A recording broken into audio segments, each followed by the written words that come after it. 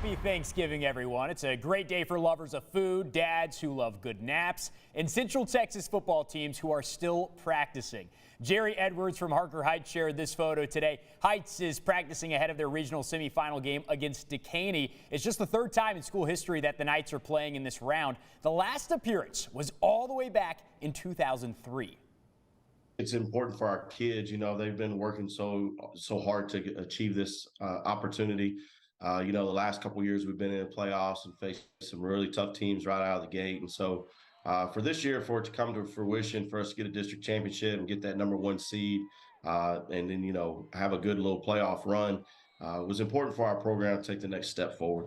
Heights kicks off at McLean Stadium at 6 p.m. tomorrow. The West Trojans and David Woodard are no strangers to this regional semifinal round of the postseason. The Trojans will face Malakoff on Friday. They defeated that same school just a year ago in this exact same round with a 14-12 dub.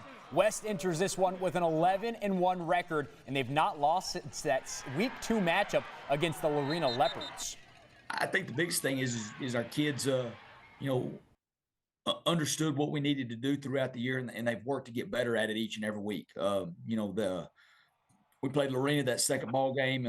We felt like we had that when it got away from us at the end, and then kids just put their nose down and went back to work. West is going to play in Corsicana at 7:30. Another team no stranger to this stage is Mart. The Panthers are facing off against Bowie on Friday afternoon. They faced them back in the 2018 postseason. Mart's still perfect this season, and they still have a bad taste in their mouth after being knocked out in that regional semifinal last season. That'll hang with us, the last 2 years. That's going to hang with us, and we'll use that as, motivation. That if you aren't mentally and physically prepared, those things are what's going to happen when you get down to this part of your season. Mart's going to play in White House at 2 p.m. on Friday at Wildcat Stadium.